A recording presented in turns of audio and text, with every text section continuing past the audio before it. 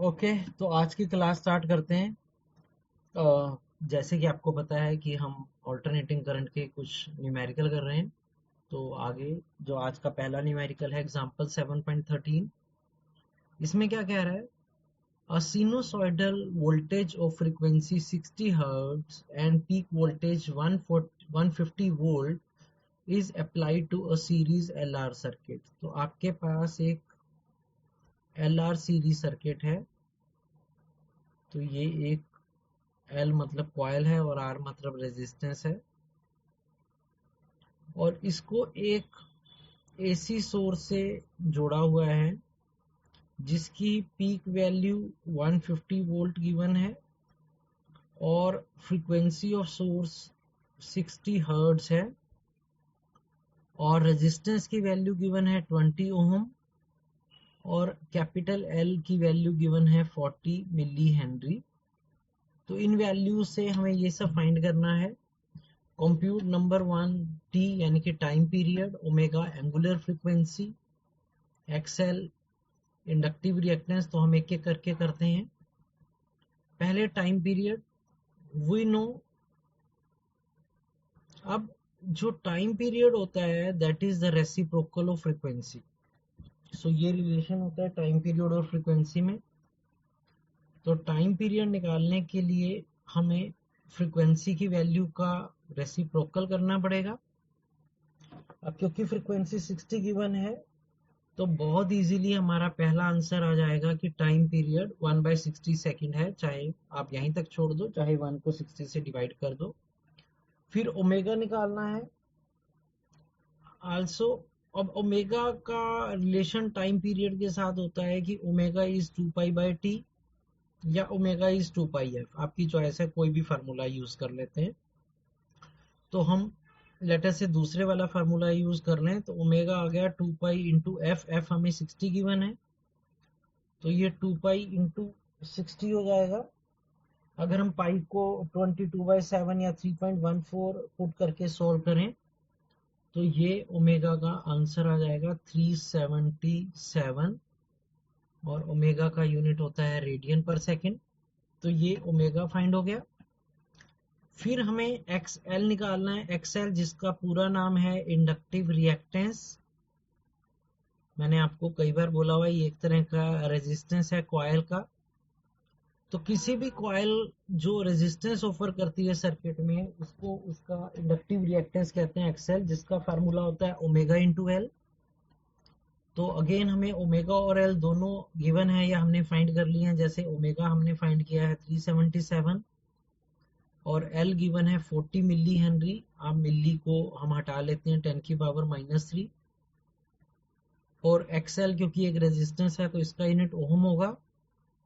अगर हम 377 into 4 divide by 1000 यानी कि 10⁻³ कर रहे हैं तो ये 15.0 ओहम, जिसे हम अप्रोक्सीमेटली 15 ओहम भी बोल सकते हैं। तो ये हमने इंडक्टिव रिएक्टेंस निकाल लिया एक्सएल। अब नेक्स्ट पार्ट में उसने पूछा है Z, capital Z. Capital Z को हम इम्पीडेंस बोलते हैं। इम्पीडेंस मींस एक कलेक्टिव रेजिस्टेंस इस सर्किट में जो जो कंपोनेंट है। अब क्योंकि ये एक एल आर सीरीज सर्किट है तो इसमें रेजिस्टेंस जो है, एक तो रेजिस्टर खुद है आर और एक कॉइल का रेजिस्टेंस होगा जिसे हम एक्सएल कहते हैं। तो जो टोटल रेजिस्टेंस होगा इम्पीडेंस जेड वो बराबर होगा √R² प्लस XL²। यही फार्मूला है जेड निकालने का। तो हम अगेन वैल्यू पुट कर देते हैं। कैपिटल आर हमें गिवन है 20, तो 20 का स्क्वायर। एक्सएल हमने 15 फाइंड किया है अप्रॉक्स, तो 15 का स्क्वायर। तो अगर 20 का स्क्वायर 400 होता है, 15 का स्क्वायर 225 होता है, तो ये 625 का अंडर रूट यानी कि 25 ओम आ गया। तो Z जिसे हम इम्पीडेंस बोलते हैं वो 25 ओम आ गया। उसके बाद फर्स्ट में निकालना है फाई। अब ये फाई क्या होता है? अब फाई जैसे वोल्टेज अक्रॉस आर इस तरफ को जा रही है वो करंट की डायरेक्शन में होती है। अगर सर्किट में करंट ऐसे हॉरिजॉन्टल है तो वोल्टेज अक्रॉस आर भी हॉरिजॉन्टल होगा, और वोल्टेज अक्रॉस एल आगे चलती है करंट से bye phase angle of 90 degree, ये मैंने फेजर्स में बताया था। तो फाई मींस हमें एंगल निकालना होता है, जो रिजल्टेंट वोल्टेज और करंट में जो एंगल होता है उसे जनरली हम फाई बोलते हैं। तो हमें अगर आई इधर जा रहा है फेजर में, वी आर भी उसी के अलोंग होगा, वी एल ऊपर होगा, और रिजल्टेंट वोल्टेज ट्रायंगुलेशन लॉ से इस डायरेक्शन में होगा, तो हमें ये फाई निकालना है। तो अगर हम इस राइट एंगल ट्रायंगल में, इसे इम्पीडेंस ट्रायंगल भी बोलते हैं क्योंकि इसकी तीनों साइडें रेजिस्टेंस या वोल्टेज से रिप्रेजेंटेड हैं इन वेक्टर ट्रायंगल। तो यहाँ पर लेटर से हम इसे सिंपल वेक्टर ट्रायंगल नाम दे देते हैं। तो वेक्टर ट्रायंगल में tan ऑफ फाई बराबर होगा modulus of V L by modulus of V R, क्योंकि वी एल परपेंडिकुलर साइड है और वी आर बेस साइड है। अब हमें पता है by Ohm's law voltage across L I X L होगा और वी आर आई आर होगा। आई से आई कैंसिल हो जाएगा, इसका मतलब tan of I XL by R हो जाएगा। एक्सएल हमने निकाला है 15 ओम और आर हमें गिवन है 20 ओम। अगेन हम इसे सॉल्व कर लेते हैं, तो tan फाई 3/4 आ गया। तो आपको पता होना चाहिए tan फाई 3/4 किस एंगल पे होता है, 37 डिग्री, या हम यहीं तक आंसर भी छोड़ देंगे तो वो ठीक माना जाएगा कि इसका जो एंगल बनेगा फाई वो tan इनवर्स 3/4 होगा। या आपको पता है अगर कि tan फाई 3/4 कब होता है, जब फाई 37 डिग्री होता है, तो हम वो भी लिख सकते हैं। तो ये सारे पार्ट हो गए फर्स्ट में जो पूछा था हमसे। सेकंड में हमें पूछा है compute the amplitude of current, कि जो सर्किट में करंट बन रहा है उसका एम्पलीट्यूड निकालना है। ये इतना मुश्किल पार्ट नहीं है क्योंकि हमें सिंपल ओम्स लॉ लगाना है। किसी भी सर्किट में जो करंट होता है वो total voltage by total resistance होता है। अब जैसे मैंने भी पीछे बोला कि हम टोटल रेजिस्टेंस को Z यानी कि इम्पीडेंस बोलते हैं, तो करंट एम्पलीट्यूड बराबर होगा voltage amplitude by Z। Simple Ohm's law है। अब हमें वोल्टेज एम्पलीट्यूड पहले से ही गिवन है 150 वोल्ट, और Z हमने अभी ऊपर वाले पार्ट में निकाला है 25 ओम। तो अगर हम 150 को 25 से डिवाइड करेंगे तो पूरा पूरा 6 के टेबल पे कैंसिल हो जाएगा। तो अगेन बहुत इजीली आंसर आ जाएगा कि जो करंट एम्पलीट्यूड होगा वो 6 एम्पियर वैल्यू का होगा। तो ये हमारा सेकंड पार्ट भी हो गया। Let us move on to third part, जिसमें वो पूछ रहा है also find voltage across R. हमें आर के अक्रॉस अलग से वोल्टेज निकालना है, वोल्टेज अक्रॉस एल कॉइल के अक्रॉस अलग से वोल्टेज निकालना है, और फिर रिजल्टेंट वोल्टेज भी निकालना है। तो अगेन हमें सिंपल ओम्स लॉ ही लगाने हैं। जैसे voltage across R by Ohm's law होगा आई इंटू आर। अब हमें आई और आर दोनों की वैल्यू पता लग चुकी हैं। जो आई की पीक वैल्यू है वो आई नॉट 6 एम्पियर है, और कैपिटल आर हमें गिवन था 20 ओम। तो अगर मैं इन्हें मल्टीप्लाई कर लूंगा तो बहुत इजीली मेरा पोटेंशियल डिफरेंस अक्रॉस आर आ जाएगा 120 वोल्ट पीक वोल्टेज में। ऐसे ही जो वी एल होगा वो आई एक्सएल होगा। अगेन क्योंकि मैंने अभी बोला कि कॉइल के रेजिस्टेंस को एक्सएल कहते हैं, तो I6 और एक्सएल भी हमने फाइंड किया था। हमारा एक्सएल था 15, तो ये 90 वोल्ट हो गया। अब हमें रिजल्टेंट वोल्टेज निकालना है। रिजल्टेंट वोल्टेज, अब यहाँ पे थोड़ा ध्यान देना है कि रिजल्टेंट वोल्टेज में V R plus V L नहीं करना है, हमें वेक्टर लॉ लगाने पड़ेंगे।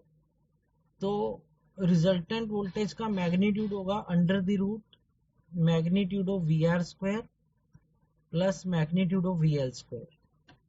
तो हमें इनको सिंपल ऐड नहीं करना है, क्योंकि एसी पढ़ते हुए हम वोल्टेज को एक फेजर लेते हैं, मतलब उसकी एक डायरेक्शन लेते हैं, तो इसीलिए वेक्टर लॉ फॉलो होंगे।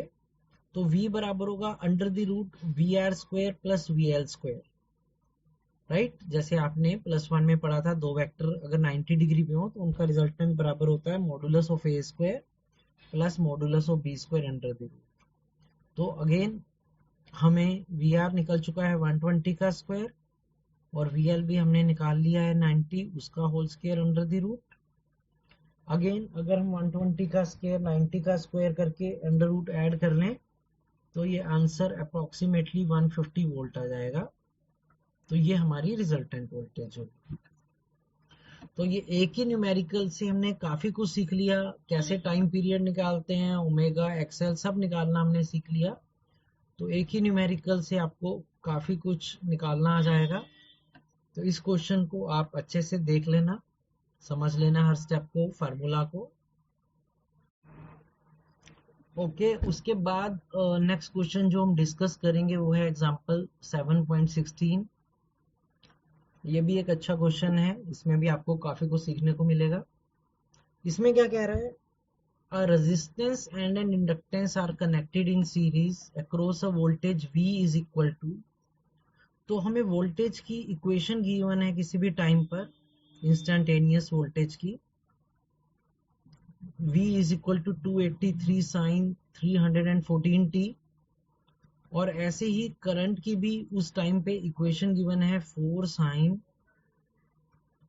314t minus pi by 4, right. ये दो इक्वेशन गिवन है गिवन टाइम t पर, वोल्टेज की और करंट की। और हमें यहाँ से फाइंड करना है the values of inductance and resistance. तो इसमें जो कॉइल यूज होगी उसकी इंडक्टेंस वैल्यू और जो रेजिस्टेंस यूज होगा उसको फाइंड करना है।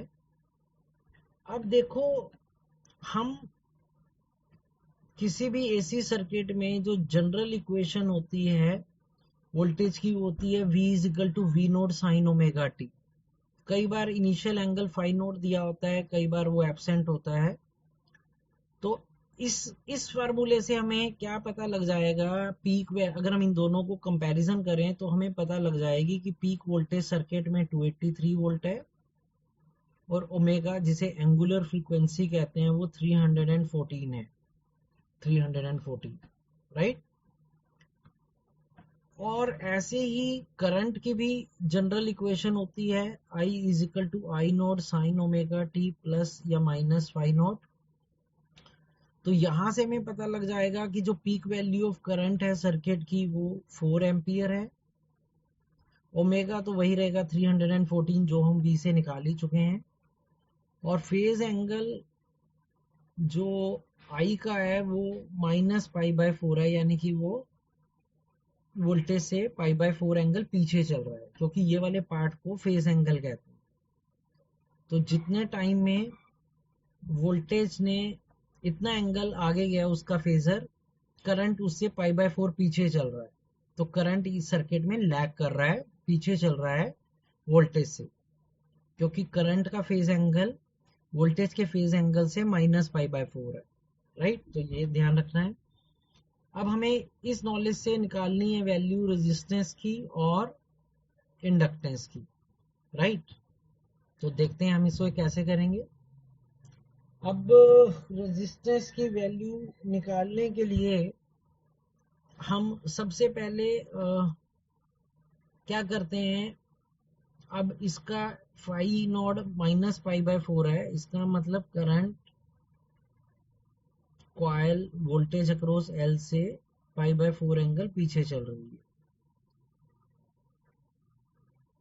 अब जैसे मैंने पिछले क्वेश्चन में बताया कि करंट और voltage across R same phase में चलते हैं, और कॉइल में वोल्टेज अक्रॉस एल आई से 90 डिग्री आगे चलती है। तो हमें ये वाला एंगल पाई बाय 4 गिवन है, तो हम tan पाई बाय 4 को लिख सकते हैं magnitude of V L by magnitude of V are.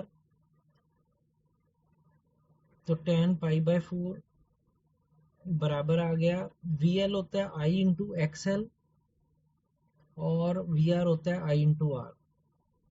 आई से आई कैंसिल हो जाएगा, सीरीज सर्किट में करंट सेम फ्लो करता है। tan पाई बाय 4 1 होता है, तो एक्सएल बाय आर 1 आ गया, यानी कि एक्सएल आर के बराबर होगा।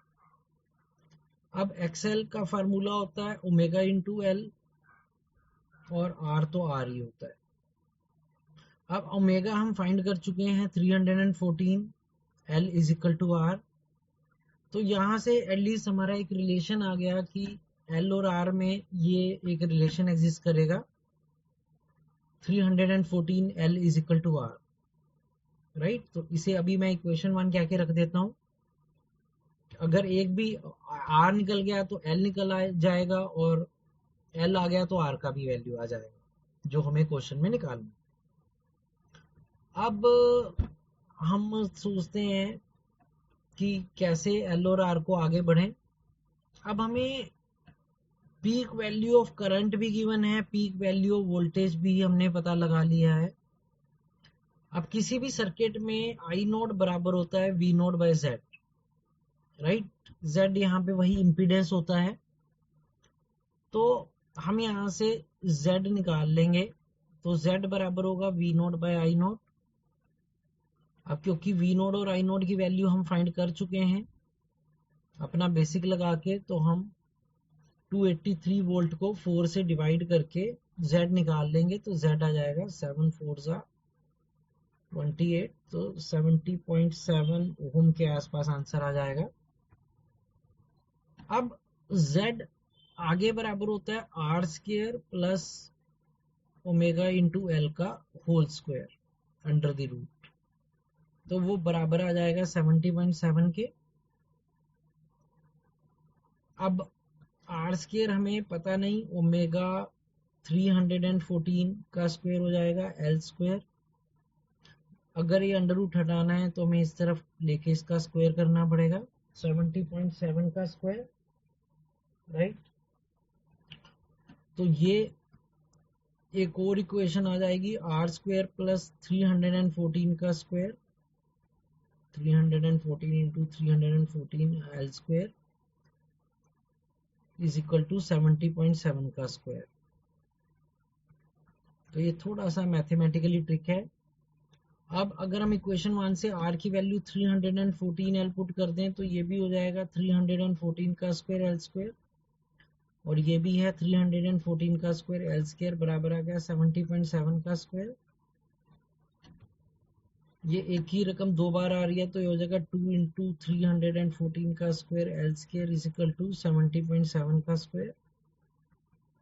तो हम थोड़ा कैलकुलेशन ज़्यादा इन्वॉल्व होंगी, लेकिन हम एल के लिए सॉल्व कर सकते हैं मैथमेटिकली। तो अगर मैं एल के लिए इसे सॉल्व कर लूँ, एल, तो ये हमारा एल निकल आएगा 0.16 हेनरी, ठीक है। हमें इनको मल्टीप्लाई डिवाइड करके अंडर रूट ले लेना है फ्रॉम इक्वेशन 1। अब हम इक्वेशन 1 से आर निकाल सकते हैं, क्योंकि आर बराबर था 314 एल, तो 314 इंटू एल हमारा निकला है 0.16। तो अगर मैं इनको भी इंटू कर लूंगा तो ये अप्रोक्सीमेटली 50 ओम आ जाएगा। तो इस तरह से हमने ये दोनों आंसर निकाल लिए कि इस कॉइल की इंडक्टेंस वैल्यू 0.16 हेनरी होगी, और आर वैल्यू कितनी होगी, 50 ओम। थोड़ा सा ट्रिकी क्वेश्चन था, खासकर कैलकुलेशन पार्ट, बट फिर भी इसको अच्छे से देख लेना, हर स्टेप को समझ लेना।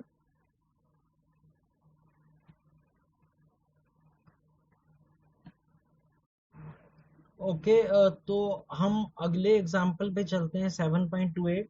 ये काफ़ी इम्पोर्टेंट एग्जाम्पल है बोर्ड पॉइंट ऑफ व्यू से। जनरली ऐसा क्वेश्चन बोर्ड एग्जाम में आ जाता है या आपके टर्म्स में। तो इसमें क्या कह रहा है, figure here shows a series RLC circuit connected to a variable frequency source of 230 volt. Capital L is 5 Henry, capital C is 80 microfarad and capital R is 40 ohm। तो हमें ये एक AC source RLC series circuit से जुड़ा हुआ दिखाया दे रहा है। तो वहां से हमें ये चीजें के आंसर निकालने हैं। Number A, determine the source frequency which derives the circuit in resonance. तो हमें वो फ्रीक्वेंसी निकालनी है जिसपे सर्किट रेजोनेंस पे एक्ट करेगा। एक्चुअली वो फ्रीक्वेंसी जिसपे सर्किट रेजोनेंस पे चलता है उसे हम उसकी रेजोनेंस फ्रीक्वेंसी कहते हैं, एफआर।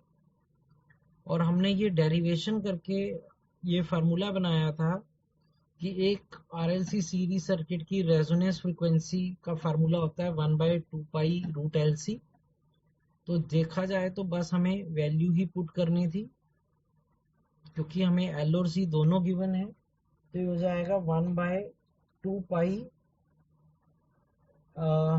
LC। एल हमें गिवन है कितना, 5 हेनरी, और सी हमें गिवन है 80 माइक्रोफैरेड। हम उसके माइक्रोवर्ड हटा लेते हैं, 18 × 10⁻⁻⁶। तो इसको हम सॉल्व कर लेंगे तो हमारा ये आंसर आ जाएगा 50/2π। फ्रीक्वेंसी का यूनिट हर्ट्ज होता है, फर्दर भी सॉल्व कर सकते हैं 25/π हर्ट्ज। तो ये पहला आंसर हो गया रेजोनेंस फ्रीक्वेंसी निकालना, राइट। बी पार्ट में बोल रहा है obtain the impedance of the circuit and amplitude of current at resonance. तो हमें इसका इम्पीडेंस निकालना है और करंट की भी वैल्यू निकालनी है कि करंट की आरएमएस वैल्यू एट रेजोनेंस, ठीक है, and amplitude of current at resonance. तो हमें एम्पलीट्यूड ऑफ करंट भी निकालना है। अब आपको ये बात याद रखनी है, नोट, एट रेजोनेंस, जब रेजोनेंस अक्कर होता है, a circuit behaves purely resistive. तो सर्किट प्योरली रेजिस्टिव प्ले करता है बिकॉज रेजोनेंस पे XL माइनस XC 0 हो जाता है। तो उसके बीच में जो Z है वो R के बराबर ही रह जाता है। देयरफॉर, क्योंकि जो किसी भी सर्किट का Z जिसे हम इम्पीडेंस बोलते हैं उसका फार्मूला होता है R² plus XL minus XC का होल स्क्वायर। अब क्योंकि रेजोनेंस पे XL माइनस XC 0 हो जाता है तो Z R के बराबर हो जाएगा। तो बड़े इजीली Z का आंसर आ जाएगा, क्योंकि हमें R गिवन है 40 ओम। तो हमें जो बी पार्ट में इम्पीडेंस निकालने को बोला था वो भी हमने निकाल लिया। अब उसने पूछा है पीक वैल्यू ऑफ करंट, ठीक है, जिसे हम मैक्सिमम करंट भी कहते हैं, वो भी निकालने को बोला था। अब किसी भी सर्किट में मैक्सिमम करंट आई नोड बराबर होता है V naught by Z, simple Ohm's लो। अब हमें वी नोड नहीं गिवन, क्योंकि जब मैंने आपको पहले भी बोला है, जब भी एग्जामिनर ऐसे लिखता है कि सोर्स वोल्टेज 230 वोल्ट है, ये उसकी आरएमएस वैल्यू होती है। तो ये हमें आरएमएस वैल्यू गिवन है। तो पीक वैल्यू निकालने के लिए हमें आरएमएस वैल्यू को √2 से इंटू करना पड़ेगा, और Z तो 40 ओम है ही है, because V R M S बराबर होगा वी नोड इंटू √2, क्योंकि ये भी मैंने आपको बताया हुआ है कि R M S value peak value into √2 होती है। सॉरी, मैं उल्टा लिख गया, peak value is equal to V R M S into √2। तो हमें R M S value 230 given है, वहां से हम पीक वैल्यू निकाल के पीक करंट निकाल लेंगे, 0 से 0 कट जाएगा। तो ये हो जाएगा 23√2/44। अगर हम इसको भी डिवाइड करेंगे तो ये आंसर आ जाएगा 8.13 एम्पियर। तो ये हमने पीक करंट निकाल लिया।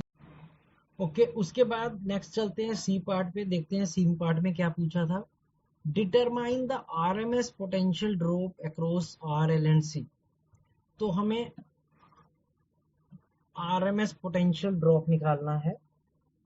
तो इसके लिए हम कैसे करेंगे, जैसे हमें V R M S across capital R निकालना है। अब Ohm's law, V R M S is equal to I R M S into R. अब आई आर एम एस हमें नहीं गिवन, लेकिन हमने आई नोड यानी कि उसकी पीक वैल्यू निकाला है। तो R M S value of current peak value by √2 होती है इंटू आर। तो हम आई नोड हमने 8.13 निकाला है, √2 1.414 होता है, और कैपिटल आर हमें 40 ओम गिवन था। तो इसको हम अगर सॉल्व कर लेंगे तो हमें voltage across resistance RMS value में पता लग जाएगा 230 वोल्ट। ऐसे ही हमें आरएमएस वोल्टेज अक्रॉस एल निकालना है, तो वो होगा I R M S into XL. क्योंकि हमने कई न्यूमेरिकल में, मैंने जितने भी न्यूमेरिकल कराए हैं आपको बार बार बोल रहा हूँ, एक कॉइल के रेजिस्टेंस को एक्सएल कहते हैं। अब एक्सएल हमें गिवन नहीं है, even I R M S भी नहीं गिवन, क्योंकि हमने पीक वैल्यू निकाली है। तो आई आर एम एस को आई नोट बाय √2 लिख सकते हैं, और एक्सएल होता है 2 पाई एफ एल। अब हमें ये सारी वैल्यू गिवन है, तो हम वो वैल्यूज पुट कर देते हैं। जैसे आई नोड हमारा निकला है 8.13, ये देखो ऊपर आंसर हमने निकाला है। √2 वही 1.414 इंटू 2 पाई 3.14। फ्रीक्वेंसी हमने सोर्स की यहाँ पे निकाली थी सबसे फर्स्ट पार्ट में 25/पाई, तो 25/पाई। और एल हमें गिवन था कितना, एल हमें गिवन है आई थिंक 5 वैल्यू का है। देख लेते हैं कैपिटल एल कितना गिवन है। तो कैपिटल एल 5 है, यस। तो कैपिटल एल 5 है। ये पाई से ये 3.14 पाई की फॉर्म में कट जाएगा, तो यहाँ से हमें VL मिल जाएगा। अगर मैं इसे सॉल्व कर लूँ तो ये 147.5 वोल्ट हो जाएगा। तो this is the voltage drop RMS value में क्रॉस एल। और तीसरे पार्ट में VRMS C के अक्रॉस निकालना है। तो कैपेसिटर के अक्रॉस भी लगभग वही ओम्स लॉ की तरह फार्मूला लगेगा, IRMS इंटू XC, और IRMS I नोट बाय √2, और XC होता है 1/ωc, जिसे हम 2 पाई FC भी कहते हैं। अगेन हम वैल्यू पुट कर देते हैं, I naught 8.13 by √2 into 1/2 pi. F हमारा निकला है 25/पाई, और C की वैल्यू हमें गिवन थी कितनी, C हमें था 80 माइक्रोफैरेड। तो 80 इंटू 10⁻⁻⁶, ये पाई से पाई कैंसिल हो जाएगा, बाकी को हम सॉल्व कर लेंगे। तो आप देखेंगे कि जो वोल्टेज अक्रॉस C है वो वही आ रही है जो वोल्टेज अक्रॉस L आ रही है, क्योंकि रेजोनेंस पे VL VC के बराबर होता है, इसीलिए XL XC के बराबर हो जाता है। और लास्ट पार्ट में हमें पूछा था कि शो करो कि जो वोल्टेज अक्रॉस L मिलेगी और जो वोल्टेज अक्रॉस C मिलेगी उनका सम 0 होगा। अब क्योंकि हम AC में वेक्टर क्वांटिटी की तरह ट्रीट करते हैं वोल्टेज को, तो वोल्टेज अक्रॉस L ऊपर की तरफ बनेगा फेजर, VC का नीचे बनेगा। तो वोल्टेज अक्रॉस LC कॉम्बिनेशन के लिए हमें अगर VL को प्लस में लेना पड़ेगा तो VC को माइनस में लेना पड़ेगा, क्योंकि हम उन्हें वेक्टर ट्रीट कर रहे हैं। तो VL हमारा निकला है +143.7 और VC निकला है -1437.5। एक ही वैल्यू निकली है, एक प्लस में एक माइनस में, तो ये 0 वोल्ट आ गई। तो हमने ये वाला पार्ट भी कर लिया। तो इन जितने भी न्यूमेरिकल आज की क्लास में मैंने कराए, इनको अच्छे से देख लेना, समझ लेना और नोट डाउन कर लेना। तो that's it for today's class, we will meet in the next class.